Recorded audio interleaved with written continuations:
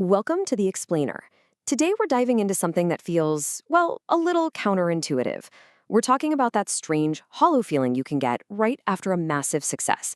You've reached the summit, so why does it feel so empty?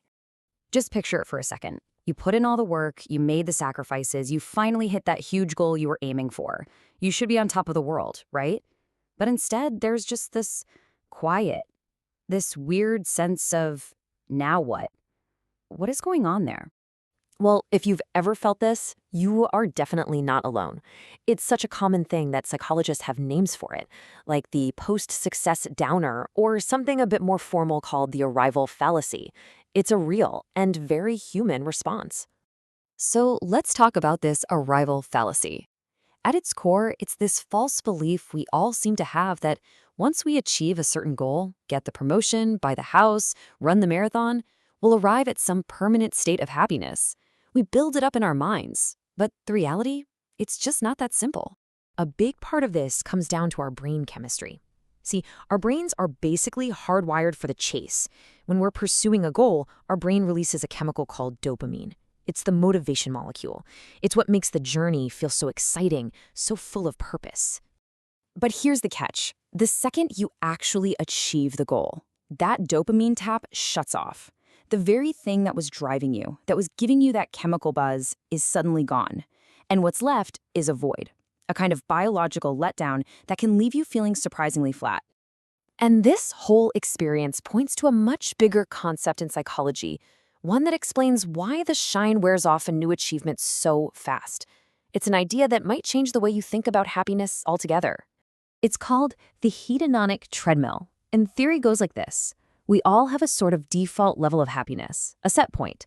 And no matter what happens in our lives, whether it's something amazing or something awful, we eventually drift back to that baseline.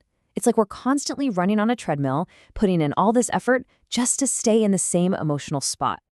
Now, if you think that sounds a little pessimistic, check this out. A famous study from 1978 looked at two groups of people you couldn't imagine being more different: recent lottery winners and people who'd recently become paralyzed in accidents. The results were just stunning. Over time, both groups started trending back toward their original happiness levels. The huge win didn't bring lasting joy, and the terrible tragedy didn't bring lasting misery. We just adapt. So, if chasing the next big thing on this treadmill doesn't work, what's the alternative?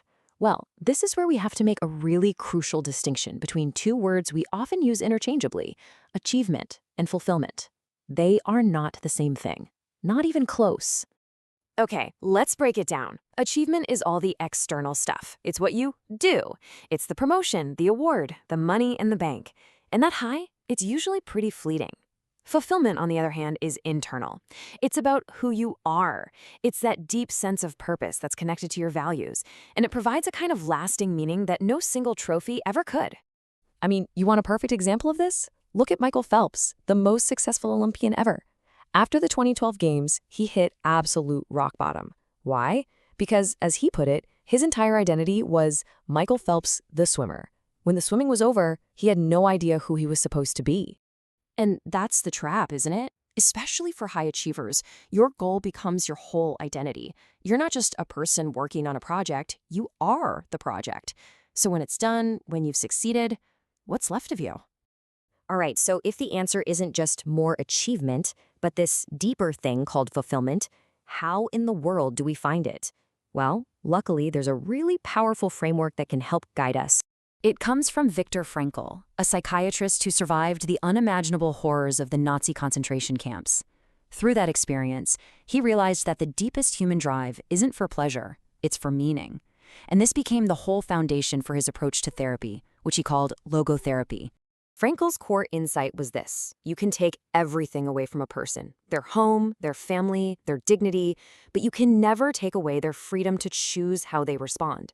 He said, we find meaning not by trying to change our circumstances, which is often impossible, but by changing ourselves. So he laid out this roadmap with three main paths to meaning. The first is through creation, making something, doing a good deed. The second is through experience and connection, especially love for another person. And the third, and maybe the most profound, is found in the attitude we take towards suffering we simply can't avoid. Okay, so we've gone from brain chemistry to the hedonic treadmill to existential philosophy. That's a lot. The real question is, how do we take these big ideas and actually apply them to our lives? How do we get off the treadmill and onto a more meaningful path? Here are a few practical places to start. First, try to enjoy the process itself, not just the finish line. Redefine what success actually looks like for you. Make sure it includes things like your relationships and your well-being. And really important, always have an idea of what comes next, so that every goal you reach isn't an endpoint, but a new beginning. Because what this all really boils down to is a fundamental shift in perspective. We have to stop thinking of happiness as a destination we finally arrive at. It's not. It's more like a skill we practice, a way of traveling. The real prize isn't waiting for you at the top of the mountain. It's found in the climb itself. So that leaves us with one final thought to carry forward. This isn't about giving up on goals or ambition. Not at all.